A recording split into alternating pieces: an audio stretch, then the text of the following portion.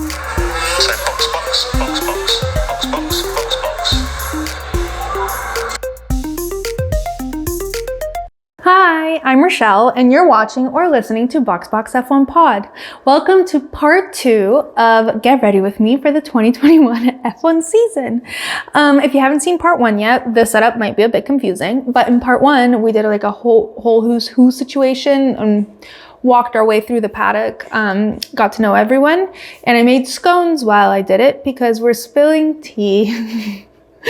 So it's a stretch, but here we are. So the scones are baked and I was going to assemble one as we start chatting. So if you haven't seen part 1 yet, totally don't have to watch it before this, except for the baking will be in reverse. But otherwise, the content in that one doesn't impact this one. You can totally watch it after. But today we are going to be talking about today, it's the same day for me. We're going to be talking about we're going to do a quick digital warm up and talk about some of the stuff that happened off season that will impact the new season. So end of season stuff and rumors and F1 news and yada, yada, yada. And then we will get into, what's it called? DTS, Drive to Survive, season 7, which we'll use to refresh our memories on what happened in 2024 and really prepare ourselves mentally for 2025. And I say it's not just like a proper debrief because I'm gonna also be correcting all the stuff they got wrong as we go along. And yeah, so without further ado, and for the first time in 2025, let's kick things off with the digital warm-up. Lap 1. So end of season stuff, and I'm only including this because I didn't get a chance to talk about it, but Carlos's send-off from Ferrari was incredibly wholesome. Not only did they put together a whole video of his highlights after the race that they watched all together, he finally cried. He was like, you guys finally got me emotional. But they also brought him to Maranello so he could say bye to everyone at the factory. And they arranged like this whole thing where him and his dad both got to drive a Ferrari on the track there. And Charles came to watch, and it was like really cute and wholesome. I don't know. They all seemed to like love him a lot. Like his media person, everyone was crying that he was leaving, and they kept saying like "see you later," which like Delulu me is like, oh, he's coming back. But they also gifted him like a very exclusive F1 car. Ferrari, like road Ferrari, not F1 car. That was a little crazy. I think it was worth multiple millions. I've just like never seen a send off like that for a driver that's not like retiring, just like, but that was fired. It's just like a little unusual in the best way possible. And it just makes me even sadder that they're getting rid of him. And also, obviously, Charles was super upset the whole time because he obviously wanted the Constructors' Championship for himself and for Ferrari, but he also kept saying, like, I really wanted to send Carlos off with a bang and to say that we won it together. And I just thought that was really wholesome. Speaking of send-offs, though, I was a little confused why Lewis was the only one that got to do donuts. And there were a bunch of people who were actually leaving. Like Lando said, Lewis is just changing teams, like not retiring. And usually I'm like, oh, Lando, but like fair enough though. Like there are 4 people, I think, that are no longer racing. Other people switched teams and no one really got the same send off. I know not everyone is on the same caliber as Lewis, but like still, it was a bit odd that no one else like got to do donuts. I remember there was a video of like Zhou Guanyu like skirting off to the side and doing like a donut by himself where no one could see him, which is kind of sad. Like he deserves a send off too. Anyway, that's my little like unfinished business from the previous season. And now let's move on to lap 2 preseason. Oh my gosh, so good.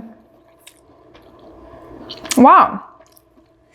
I've been really regretting choosing scones because I'm a bad baker. I'm like, why would I kick off the season with something I don't know how to do? Turns out I do know how. All right, lap 2, preseason. Starting with the team shoot.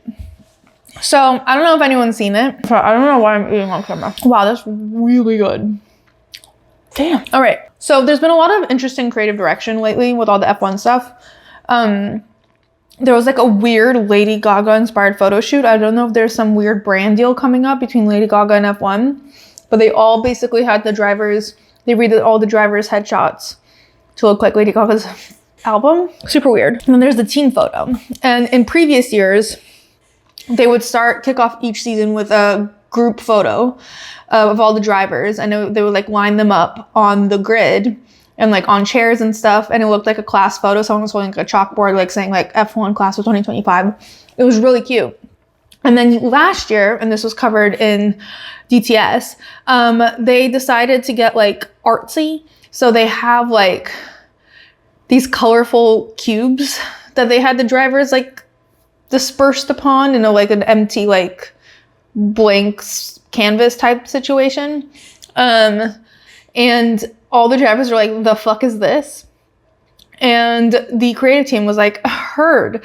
Let's replace the cubes with tires, as if that was the problem.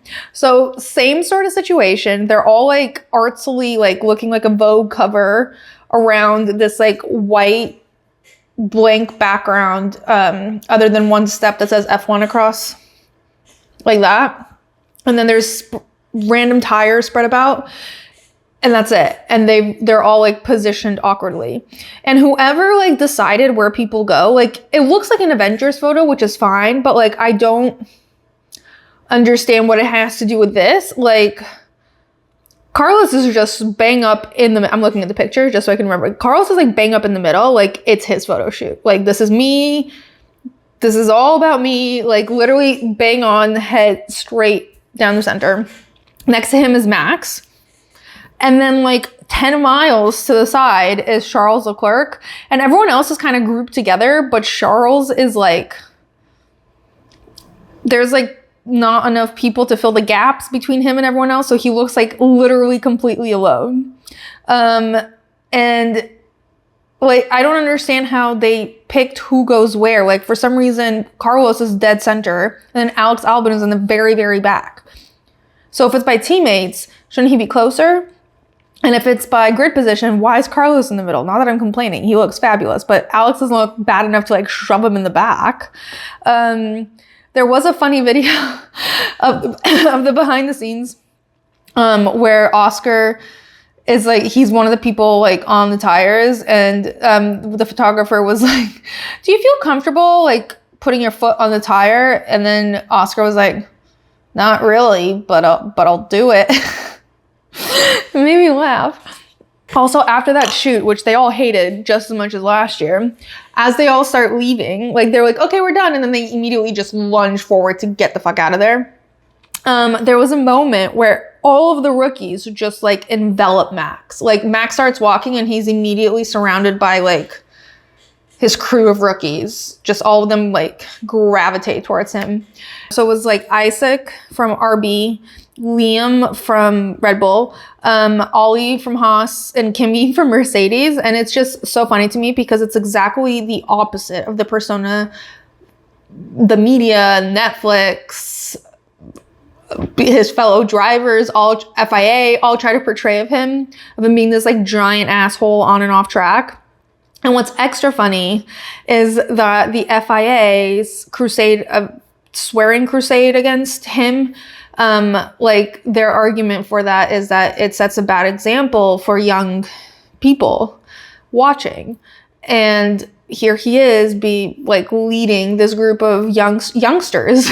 And then George's entire arc, like his whole beef, the premise of his beef with Max is that Max is setting a bad example and is a bad role model, and their jobs are to be good role models for future generations of drivers.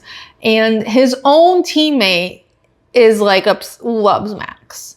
He's always like, Max is such a nice guy. And they're all just around him. And there's like, that's not the only example. There's like, all throughout testing, you could see them all like finding him. He's always with a rookie. And I love it so much because A, he'll be a great dad. B, is just like the opposite of what everyone says about him. And I wish it was shown more, but it was just a really cute moment. It was like Mama Duck and all her little geese. I know Mama Ducks don't have geese. It's fine. All right. Speaking of the beef, George doesn't I actually don't remember what the beef was about. And I probably should have looked it up, but then you end up going through this, like, it's just like a never ending spiral of content. They were beefing at the end of the year because George didn't like something Max was doing. They had like, I think they had a clash on track. He didn't like how Max handled it and started saying he was a bad example and like went on a giant crusade against him. And Max was like, oh, he was saying Max had called George two-faced because George, okay, they had an incident during qualifying. They went to the stews. George apparently fought really hard for Max to be disqualified or whatever, which worked from qualifying. He still participated, or like he got knocked down a few positions. And then Max said in an interview that he'd never experienced a driver throw another driver under the bus like that, and was feeling like it was kind of two-faced because immediately after, George would come out and be like, oh my God, hey Max, and like clap him on the shoulder and act like all buddy after he just like fucked him over at the stews. And that really pissed George off and said that Max was a terrible example and everyone's scared of him and he won't back down from bullies and yada, yada, yada. And by the end of the season, it was so fun. It just became like this giant joke for everyone. And, but Max had said like, obviously we're going to squash this beef. We both live in Monaco. We'll hang out. It'll be fine. I have full faith that Max wanted to squash it. George, upon return, said to the media, I am not going to accept being pushed around and disrespected so openly. Somebody needs to stand up to individuals like that, and nobody has done that with Max. Thank God for George, the hero. Max, on the other hand, said, I have no intention of continuing any type of beef in February. I'm still enjoying my time away from F1. I honestly have nothing to say on that subject. I think... like, Max is over it. Max doesn't hold grudges in that way. And he actually didn't say anything about George other than he felt it was two-faced for him to say one thing to the stews and another thing to his face, which is fair enough. George, on the other hand, now just is suddenly like, George went like historical. Like, he just like pulled out every incident where he felt like Max sucked and just destroyed him, and he won't let it go. This is sometimes when I feel like, is George a robot and his code is malfunctioning and needs to be rebooted? Because like, let it go. Let it go. It's like, you're not going to accomplish anything. And clearly some people think he's a great role model, like your teammate. I'm so sorry. I'm going to have another bite. Okay. So actual testing, I'm going to be honest, might lose some of you guys, but, I'm not that bothered about testing. Either I don't have enough technical knowledge to understand what it means for the rest of the season. But from what I've gathered in my now fourth year of watching, is that you can't tell much from testing. People are trying to hide their car, so you don't see the full power or abilities of each individual car because they're like hiding certain elements or they're testing only certain features. People sandbag.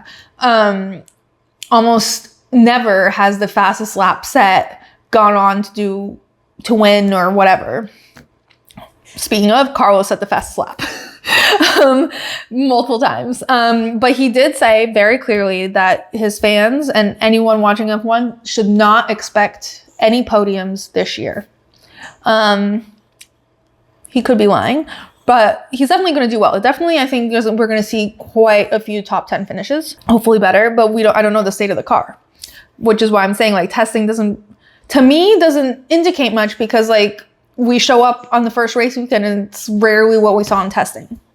But it's fine. I'm clearly missing something, so I apologize that I can't provide more information on testing. Other than Carlos did super well. Ferrari did well, but people think they're sandbagging, which means they might be doing better than the way they performed. Kako said something interesting during the previous DTS season, which is that the cars are going to be so close this year that the drivers are going to matter more than ever, which I think is important to keep in mind. But anyway, the only interesting thing for me that happened during testing was the lights randomly went out. Like the power died everywhere and no one understood what was happening. And there's like a hilarious video of George like telling his engineers that he needs a new visor because it's so dark out. And then he realizes the lights went out. And it's giving that time when he was like, it's raining. And it was just in sweat. Oh, George. All right, lap 3 F1 news and rumors. So rumor number 1, Susie Wolff is potentially challenging Mohammed Ben Sulayem for FIA, I'm sorry if I butchered that, for FIA president. There have been reports that she's challenging him for the last couple of weeks, and then now there's reports coming out that she rejected that and said she gave a statement saying she didn't do that. I didn't actually see a statement from her. I saw sources close to Susie have said this, so I don't qualify that as debunking. So in my mind, all of this is still up in the air. Here's the thing, and if this is unfeminist of me, I'm sorry. I think she would be a great FIA president. I think she should be FIA president if she wasn't married to Toto. I realize there's a lot of conflicts of interests in F1 and like shady behavior and everything, but this is like a major conflict of interest. And while I think she would be neutral, and I think she would make great decisions for the driver's safety and about behavior wise, like I don't think she'd enforce the swearing thing or like whatever other nonsense Mohammed is focusing on instead of focusing on the safety of the drivers. I think she would have her priorities straight, but it would be, not only would it be concerning about potential conflict of interest with Toto, but she would be endlessly scrutinized, and that would be unfortunate because like no matter what she does, no matter how good, it'll be picked apart and then like accused of being to benefit Mercedes over everyone else. That's my only concern. Otherwise, I think she's perfect for the job, and I wish she could be. But the Wolf part really, I think might be an issue. Carlos Sainz, that wasn't that unfeminist of me. That was like on the border. Carlos Sainz replaces Seb as a director for the Grand Prix Drivers Association, also known as the GPDA, which by the way, as we all know, George is also a director for the GPDA, and you could really see his influence on a lot of the stuff that happened last year. The open letter they wrote, he spoke on the behalf of the GPDA a lot, and Carlos joining is like a very Carlos thing to do, but also it's a very Carlos thing to do in a completely different way than it's a completely George Russell thing to do. You know? Does that make sense? Like, being a director for the GPDA makes perfect sense for both of them, but completely differently because they're entirely different people. I feel like I'm not explaining this correctly, but I actually have no other words to describe what I'm trying to say. So hopefully you picked up what I was putting down. All right, so there's definitely so much more to discuss, and there's been so much fun content online, and like we still need to talk about the F175 event, which was kind of hilarious. There's been so many fun partnerships. Like Carlos is on a freaking roll brand wise. Like he's had like 25 brand deals come out in like the last 2 weeks. It's been crazy. We've also had a lot of amazing content. He was on Stanley Tucci's food show. Lewis Hamilton was on the cover of Time magazine. So much to cover. That basically summed up a lot of it. But oh my god, okay, wait, whatever. There's a lot to cover. But I wanted to save it for the digital warm-up at the Australian GP because I was worried nothing was going to happen this week and I wanted to have stuff to talk about. And I know I'm about to ramble the fuck out of this DTS season, and I don't want to dilly-dally much longer, but it's some great content, so come back. All right, so with that concludes our digital warm-up. On to the DTS analysis. All right, so here's the thing that I want to preface with before I get into everything. I'm never going to shit on DTS. I think it's an incredible vehicle to like get new fans into the sport. It worked for me. It works for so many people. I think it's also, once you are a fan, I think it's a really fun way to refresh, like get a refresher on the previous season as we head into the new one, to remember what happened, what didn't happen, blah, blah, blah.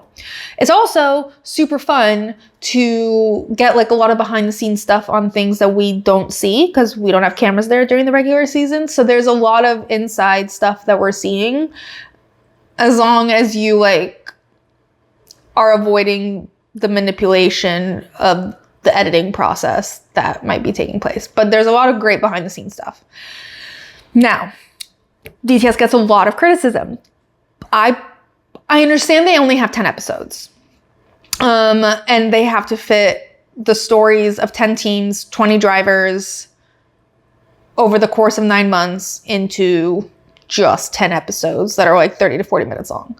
I also understand that they have different audiences they're trying to cater to. There's the new fans that don't know anything about F1 who this would be gold for. There's the casual fans. Like I have a lot of friends who just watch this every year and get like super excited and move on. Like the nuance is not entirely necessary. And then there's the fans who watch every race and know every detail of every moment that passed me, that are bothered by certain creative liberties that have been taken here. For example, like when they use footage from a different race while they're talking about another race, that's like unnecessary. The whole thing's recorded, like you can find footage. They also, like, 2024 was like such an incredible year in terms of drama. There was so much content that they could have filled more than 10 episodes of. And instead they like made stuff up. Like Max and George were right there for the taking. And instead they're like, you know who probably really hates each other? Max and Lando. Never mind, they fly everywhere together. They game together. They're always laughing together. No, I think they hate each other. Like, why? That was like so unnecessary. It's not like you didn't have drama and you had to fabricate it. You just like replaced real good drama with fake drama and it makes Max look bad. And you've already lost Max once. Like, he already like opted out because you gave him a villain edit. Jump 6 seasons later, he's back on board and you're like, you know what we should do? We should make him look like a dickhead. But whatever. Wanted to get that out there and say that I personally am not quite as offended as everyone else seems to be. I thought they did a pretty good job with what they had and the amount of time they had, but I definitely think there's a lot of things they could have done better. Anyway, let's dive in.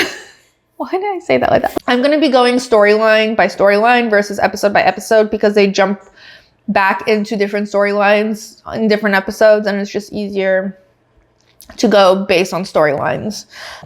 Storyline number 1, Lewis leaving Mercedes. I loved seeing the behind the scenes of Toto upset because he was also upset not behind the scenes. I feel like he was even more upset behind the scenes, but he was like trying to hold it together and just like not doing a great job. He refused PR. He's like, I know what I'm going to say. Then he's like, oh my God, I'm going to go hug Lewis. And Lewis goes in for a handshake. And he's like, no, a hug. Also, I was dead at his testimonial where he got like a hair in his eye and he was cleaning it up. He's like, oh my God, I have hair in my eye. And he like spent like 5 minutes trying to get it out. He's like, you're going to use that for a shot of me crying, aren't you? And also, like, in the last episode, he leaves Lewis this, like, very dramatic voice note. Like, I'm also dead at that Toto constantly lies about his activity when he's on the phone. There's that scene with Mohammed that we're going to talk about later on where he's like, I'm just getting in the car, can't talk, bye. And here he's like, hey, Lewis, so I'm on the go, so I'm going to do a voice note for you. And he's just sitting at his desk with someone else recording the voice note because I guess he couldn't figure it out. The voice note is very dramatic and I appreciated the way they cut it to sort of summarize the season. So like his voice note is like a voiceover for like scenes from the season and it was very artistically done. Loved it. But I'm still dying at the concept of how cringy it is. Like he left Lewis a voice note about how much he loved him. Like it was a cute voice note. It just felt weird that it was a voice note. Do you know what I mean? Like, I feel like that content should have been either out loud, in a letter, an email. I don't know. The voice note feels like an odd vehicle for something that serious. Also, it was extra funny because his number one qualm was with the timing of everything. And he just could not get over how poorly timed everything was with the announcement. And the funniest part is he's saying like, he's like, what was the timing? What was the timing? And then immediately cuts to Fred and he goes, yeah, we did that on purpose.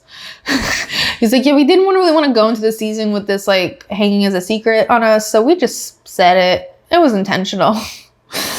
I also think it's funny that Toto and Fred are best friends. And I think it was extra funny that Toto was talking about how could he betray our friendship like this? How could he do that? Blah, blah, blah. And Fred goes, yeah, brand's more important than friendship. So I love Fred. Also, side note, Fred Vasseur speaks perfect English. Perfect. Well, he speaks great English. And I swear he just pretends he can't speak English for DTS. He just pretends like he only speaks French. I also, all the drivers, there was like a montage of all the drivers saying how cool the move was. And it is objectively very cool. But like, for me personally, I think it's really hard for me to, it's really sad for me because it's at Carlos Sainz's expense and I love him. So moving on to the next storyline, which is Carlos Sainz's future, where he was fired for doing nothing but being really good at his job. He was the only non-Red Bull driver to win in 2023.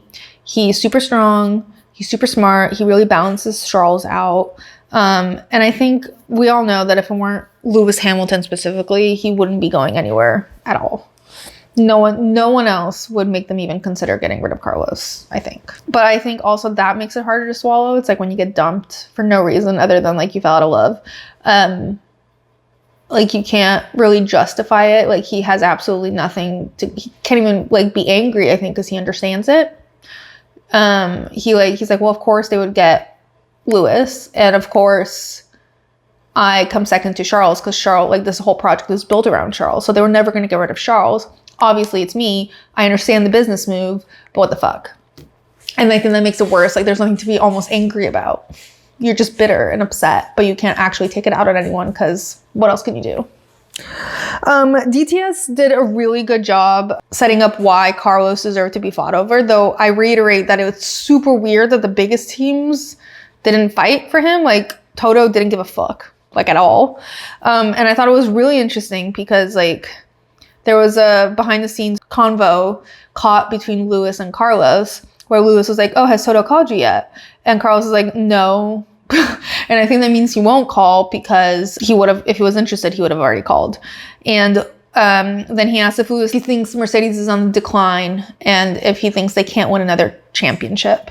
And Lewis said he doesn't think so, presumably about them being on the decline. So he doesn't fully believe they are not going anywhere, but I think he fully intended to just swap with Carlos. He like just assumed that Toto would pick him up because it's like a good driver and Toto did not.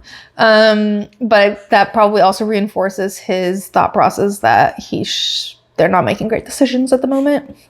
It was also really funny to keep like the way they kept dramatizing this. They would show like Lewis and Charles talking and like laughing and then zoom out and in the background Carlos is just staring at them, like full villain origin story in the making, which is funny because like he definitely talked to Lewis. Like he could have held it against Lewis, but he clearly was not, and he was definitely not like glaring at Charles and Lewis talking. Anyway, so DTS built up Carlos's desirability with the appendix story and like continuous shots of his abs. Like we saw his bandages get changed, the same clip of his bandages getting changed like 14 times.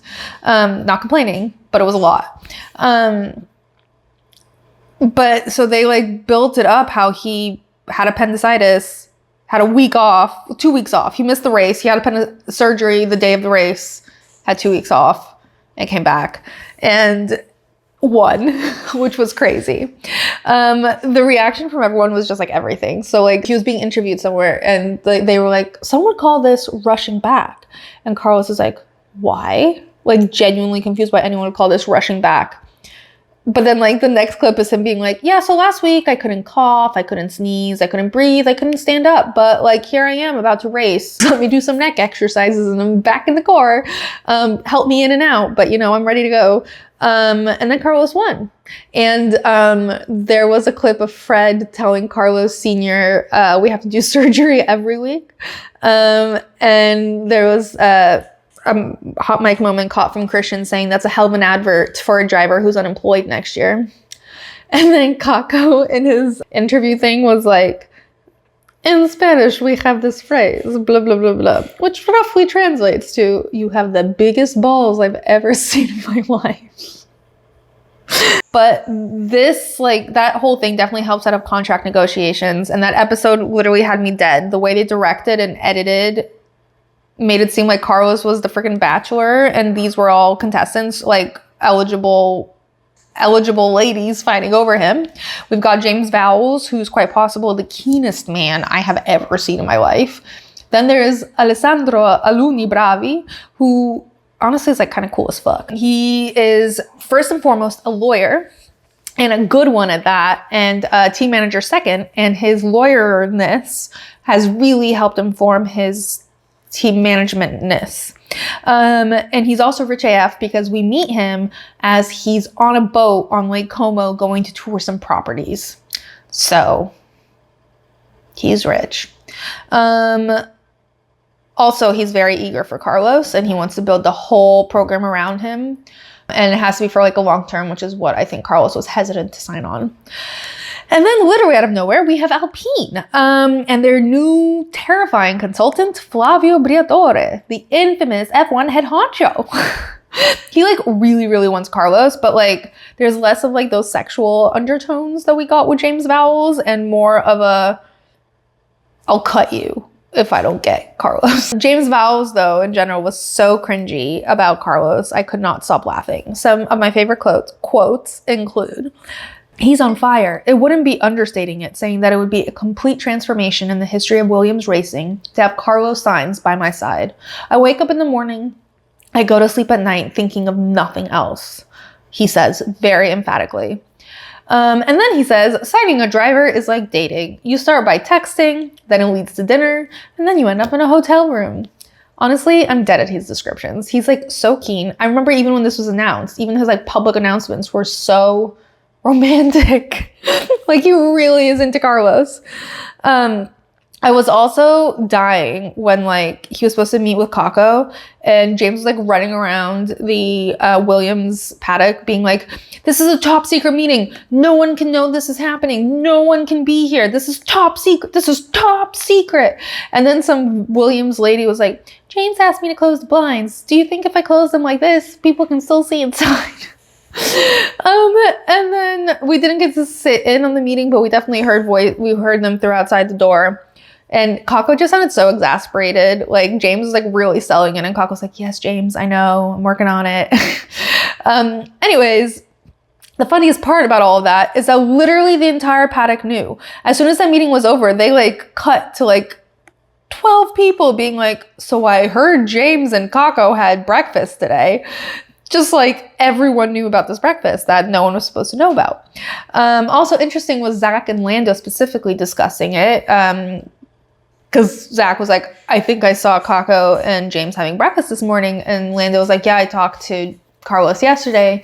And they were saying that the tentative plan was Williams short-term, Audi long-term, unless Williams gets really good, which is highly likely.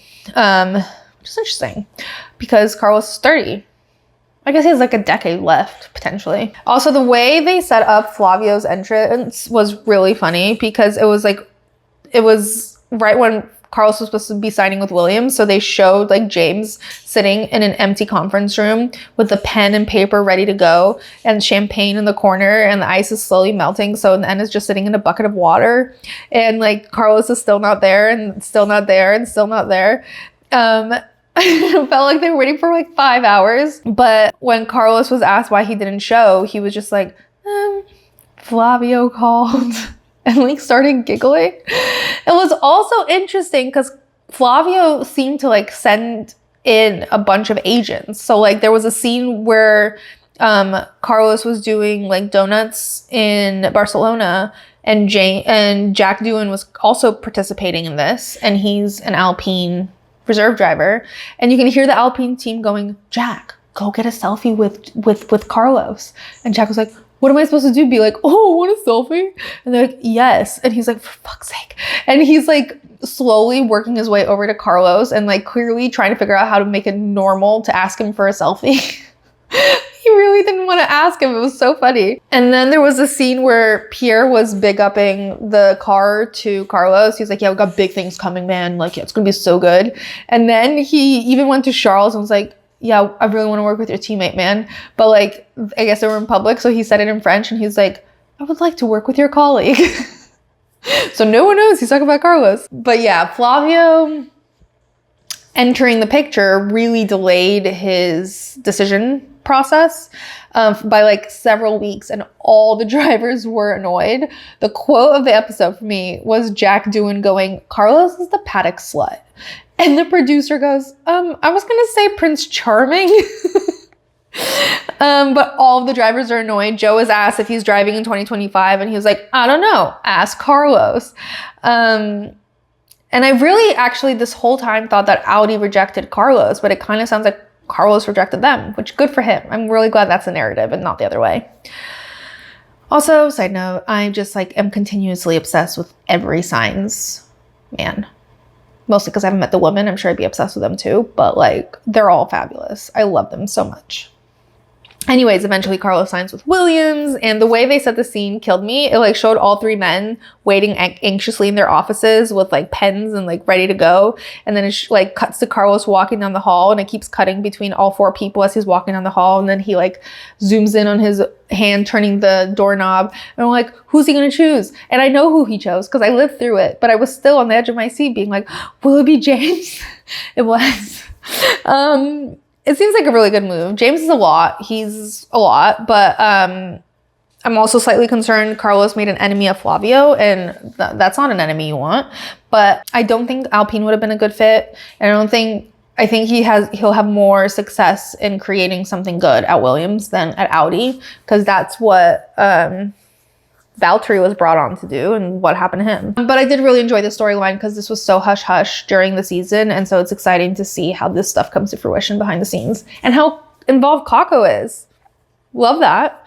All right, next storyline is Alpine. So the Alpine situation was actually fascinating because there was so much weird shit happening over there all year, and I don't know if everyone knew about Flavio and it was just me, but like I was unaware that there was like someone working the strings back there.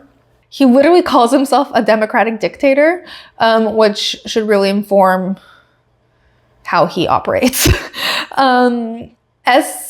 First of all, Pierre can hang with Flavio, which is very impressive. He holds his own, he like bites back, and I think Flavio appreciates that, and I'm very impressed, and I really think that's why he still has a spot on the team, because he doesn't back down from Flavio. Esty Bestie cannot hang with Flavio. It was like actually tragic how much Flavio hated him. He just like shat on him all the time. One of the things he said was like, unfortunately Esteban was nowhere, which like after a race, to describe someone's performance in it was to say he just was nowhere, is a little crazy. Flavio also says that Esteban wouldn't stop bitching about the car. He's like, he just keeps complaining, like, don't be a spoiled brat. Like, oh, sorry, the car keeps crashing on me and dying and has reliability issues, but like, I won't be a spoiled brat. But it really sounds like Esteban framed it when he, in his testimonial or whatever they're called, being like, yes, I have chosen to leave Alpine, but this really sounds like it was Flavio's decision. So I don't know if it was just one of those like quit or you're fired type situations. But he also did chuckle. So maybe he chuckled because he didn't have a choice. Also, side note, not in DTS, but like a juicy piece of information is that apparently Alpine found out about Esteban visiting Haas because he took his company issued car and they tracked his GPS. Which on one hand, silly of Esteban. On the other hand, why are they tracking his location? But like Haas doesn't seem to want him either. There's this like when Io announces to the Haas garage that our Haas team that Esteban's coming over, and he's like, any questions? And then this man in an apron like picks up his hand and he's like, is Ocon the best choice for us? Like, oh, thanks that you said something. Let me go remove this contract. Like, what is going to happen with that? And why does no one like him? And why hasn't Ollie Bierman been mentioned? He'll be mentioned later, but I feel like how he got his Haas seat matters. But eventually when we do meet him, we meet him when he fills in for Kevin as opposed to when he filled in for Carlos. Also, he's drinking banana milk. He's like, oh my God, there's banana milk on my mouth. Banana. But anyway, at least we know why Esteban was treated so egregiously, and it was Flavio. And he also would not share more tea, and that made me really upset. Like, he was just like, I don't want to talk about this anymore. And I'm like, well, I want you to talk about it. Give me more information. But obviously, Flavio is a dangerous enemy to have. So, all right, next storyline, McLaren and Lando Norris. So first, the big thing was the constructor fight for McLaren. And a big theme in the show and in real life was that McLaren was not ready for a constructor's fight. And yet there they were. They had a car that was ready to win a championship, but they as a team were definitely not ready to win a championship. And a big part of that was getting Zach to choose a number one driver, which seemed virtually impossible for him because, like, I think he feels like, I don't know, head frat man, and these are his little pledges and he needs to love them all equally. I don't know, but like he would not choose one, even though it was like quite obvious who it should be because Lando was ahead in the championship, needs to win. You are allowed to choose a temporary D1. He's also been there longer. He has seniority. So like, I don't really know. Like the whole episode was just him like, it's Lando, but should I pick him? Like, yes. And I was also kind of disappointed that like people talked about how good Oscar was, but they didn't really show how good Oscar was. Like his first win was shown through the lens of like poor decision making from McLaren, and also framing it as if it was really Lando's win that he gave to Oscar, which is not what happened. And his second win was not really documented quite as well, which is annoying because it would be nice if they also demonstrated why it's so difficult for Zach to pick a D1 as opposed to just him saying, they're both great, you know? Because it is a difficult, like, I think Lando was obviously the number one option because seniority and ahead in the championship. But in terms of skills, it is a difficult decision. So I totally get where Zach would be struggling, but I feel like the average viewer would not. Yeah, I don't know. It just feels like McLaren accidentally built a good car. And they're like, wait, what? And then they won and everyone was like, wait, what? I did appreciate DTS showing Christian begrudgingly going to congratulate Zach. He didn't want to, but he did because he knows he's supposed to, which it was great. All right, the other thing is the Lando and Max situation. So first of all, love that they started with them as children and watched them grow up together.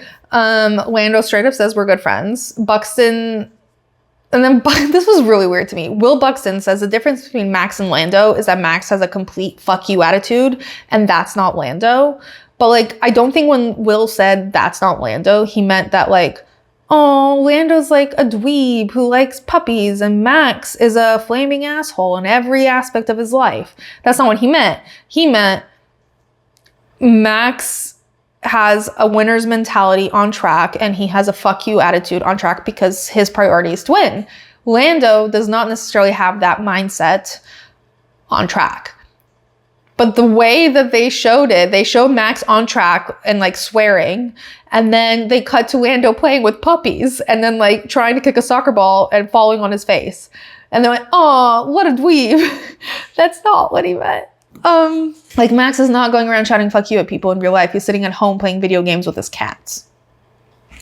I also like, I don't know, the way they definitely were trying to make Max to be the villain, but like, they show Max saying that people who make it in F1 are not usually the most talented. It's the people who combine talent with hard work. Hard work is more important.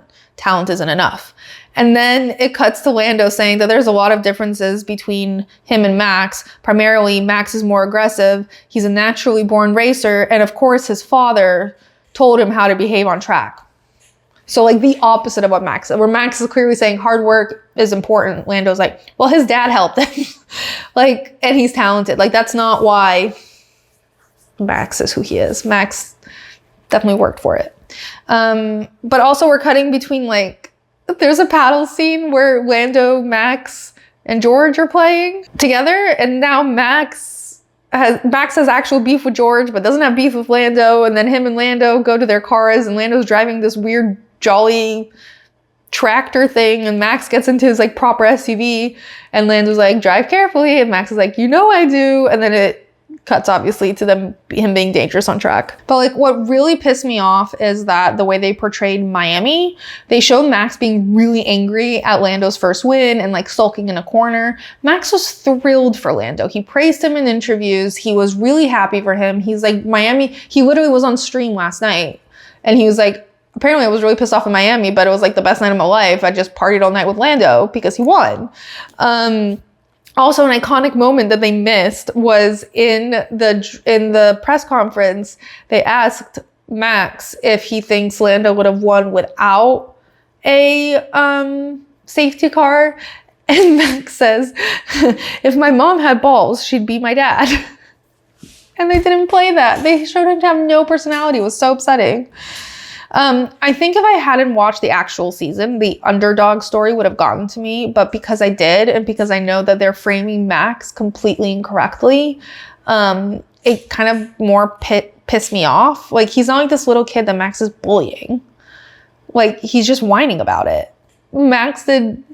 Max might have gone a little aggressive a couple of times on track, but he didn't really do anything wrong. He always apologized to Lando whenever he messed up on track. And Lando messed up just as much. Lando was driving quite dangerously himself. So can't really, and I'm never gonna get over Lando winning Max's home race and crossing the finish line and saying simply lovely, which is Max's thing. That's just rude. Other highlights, the Christian storyline was interesting. Like, obviously I really wanted the behind the scenes from that, but they legally aren't allowed to talk about it. So it basically was everything we already know, plus some the behind the scenes stuff was Christian just going, can't talk about it.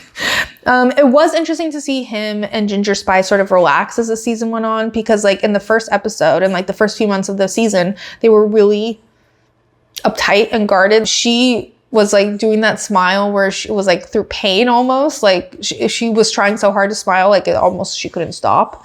But like whether she forgave him, whether he was able to explain the situation, whatever happened, they relaxed throughout the season, and she ended up becoming her usual weird, jokey, chatty self that she usually is. Not that she's weird, but her jokes sometimes are a little strange. And Christian did have one funny moment that I like. Well, he had a lot of funny moments, but pertaining to this, he was like in the car with the Netflix producers, and he goes, "So how's it going? You're not going to give me the villain edit this year, are you?" And the producer goes, "When have we ever done that?" And he goes, "Oh, I don't know, seasons 1 through 6. I loved the Charles episode. I cried all over again, him winning Monaco. They really are good at building up his story, and the fact that this, like, I think they do it every season, but the fact that this season it ends with him actually winning the Monaco Grand Prix just made it like this like emotional crescendo that like I felt during the season, but it was really nice to see it dramatized, and like I cried harder. He's just like such a little tragic hero, and I adore him, and he truly makes great TV. I love that he bikes home to and from the race. I love that he takes his dog for a walk the night before the race in the middle of Monaco, and when everyone's asking him for pictures, and then he's like, "This is so stressful. Like, I just can't get a moment of peace." Like, maybe don't walk your dog in the middle of your home race in a country that's like 5 feet long. I also really love the relationship between Fred and Charles. I know he kind of raised him at Alfa Romeo, but when they jumped in the harbor, Fred was, I presume he was asked if he's a good swimmer, and he goes, "Swimming is a big word. Some have compared me to a sperm whale." I didn't really enjoy the Haas and Alpine storyline, because I feel like Alpine had so much of their own drama that the story ended up being diluted with like a rivalry that no one really cared about. I'd rather they focus on the Esteban Pierre dynamic, on Flavio's entry, and I know they did a lot, but if they're going, like, they don't need to mix in the Haas stuff. Like, it's unnecessary. I'd much rather focus on the inner workings of Alpine, which are very strange and continued to confuse me. What I did think was funny was when they introduced the team principal for Haas, who's an engineer, they cut to Christian asking about him, and he's like, who? Dick. But then he goes, "All these vanilla engineers, all they care about is data, not how it used to be a few years ago." And they cut to Flavio Briatore. But like, don't you all care about data? How else are you doing your job? And what's a vanilla engineer? Although that is a great term to describe James Vowell specifically.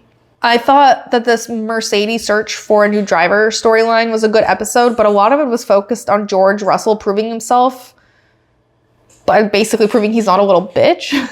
And the way he proved it in the episode was by winning Spa, which he was actually disqualified from. And then he like did go on to win Vegas. So I don't know why they couldn't use the Vegas as the storyline building up to him being like accepted as a leader. And in terms of Kimmy, I love the introduction of him. He was like little Spider-Man to Toto's Iron Man. Toto was like, how was school? And he was like, good. And he's just like a little baby. And then I loved seeing the test that he did because he was just really fast. And Toto was so impressed. And then in the middle of it, Toto got a call from Mohammed, the FIA president. And he goes, oh my God, Mohammed, I'm just getting in the car. I can't talk. Can I call you back later? And hangs up. And the whole room just like stares at him. They're like, you're not getting in a car. And he was like, oh yeah, I just would rather watch this. It was pretty funny. I just love that Toto, one of Toto's like quintessential personality traits is that he lies about his circumstances on the phone. I absolutely loved the Singapore episode. I love that the drivers recorded their days and it was interspersed with the usual stuff that with the official footage and with like the interviews that they do. I thought it was great. Alex was hilarious. He should vlog all the time. The whole time he's like, I feel like a YouTuber every time he said something. I also love that we got some insight that George and Alex fly commercial. I do believe that Alex flies commercial more often than George. I think the way he phrased it, he was like, George will fly commercial. So I feel like he will occasionally get George to fly commercial with him. But also Alex is telling the story on a private jet. So a little confusing. Also, George was like, yeah, I travel commercial. Lando would never travel commercial. And then he gets to his hotel room and unpacks a queen size duvet and a pillow. And I'm like, are you traveling commercial with a whole bed set? It was also really cool. I knew that they stay on European time, but it was cool to like see it in action. Like them waking up at like 3 p.m. The scene with Charles and Alex, his girlfriend, having breakfast, or the breakfast. And Charles goes, oh, what are we having for breakfast, Alex? And she was like, oh, chicken saute, and like brings some over. And he was like, ew, I'm not eating chicken saute for breakfast. That's lunch food. And Alex was like, it's 3 p.m. That was quite funny. Also, random funny quote, because they were doing this format for Singapore. Obviously, Alex got mic'd up, and Carlos and Charles are in the car, and Carlos goes, oh, I heard they mic'd your girlfriend up. You're basically becoming the Kardashians. And Charles goes, oh, we are the Kardashians of Formula One. It's funny. I did like that we got some insight into Pierre and Charles's relationship. I love that he calls him calamari, and I really would like to know why. And also George and Alex's. Those two friendships are pretty strong, and I like them. Lando's not really friends with either. Well, he is good friends with all of them, but like it's not like duoed up in that way. I think he's best friends with like Carlos and Max Fetro, whatever you say it. And also he's good friends with everyone, but like those two seem like tight. Like tighter than anyone else in the grid. One thing I hated about this episode though was seeing George's panic attack. Like we could see it building, and then Carmen shut the door, but Netflix stayed outside the door, and we could hear his microphone and him like literally hyperventilating. And I thought that was a bit, maybe a little uncomfortable. I don't know if they ran it past him before they included it, but I was a little distressed hearing him like that. Especially, we knew how hot it was in Singapore, and for it to cause a panic attack is like stressful. And I hope they did run it by him. Anyway, several missed storylines here. Logan Sargent's departure from Williams. They just showed James Vowell's like really angry. He's like, I can't do this anymore. And then like, that was it. They didn't show Franco Calapinto, who was a huge part of the season, and I feel like would have made great content. I'm not really sure why he wasn't included, but he was just like entirely omitted. We only heard him referenced a couple of times by the commentators. I wish they had given Checo a proper send-off for his retirement in the same way they did for Daniel. That was really sweet, by the way, the whole Daniel like farewell. I know he was really important to DTS, more so than Checo, but like Checo didn't really get much from the grid, from his team, and he's like retiring basically. And so it would have been nice if they didn't just like, the way they filmed it was so depressing. He's like, yeah, well, sometimes it works out, and no one, it's really hard being Max's teammate. And that was it. It was just depressing. And then it showed him walking out of the paddock. I also am still upset they didn't show George versus Max. And also I'm annoyed they didn't do the swearing storyline, like contention with the FIA, because I think that's important. And I think it's really interesting context to add to everything. All right, so that's about it. I have so many thoughts about DTS this season, and I wish I could include them all. I think I have about 25 pages of notes, and I really try to condense it because no one wants to sit here for 25 pages worth of notes. But with all of that, I think we're caught up on, we've rehashed last season. We're caught up on some of the basic happenings during our off season, and we really know who's who in the inner workings of teams and any important drama to keep in mind. And really, we're all set for 2025. So we're kicking off this weekend in Melbourne. I'm very excited. I think I'm gonna make a meat pie, but I might change my mind. Anyway, hope you guys enjoyed part 1 and part 2 and it wasn't too wordy. But anyways, I'll see you all in Melbourne. Box.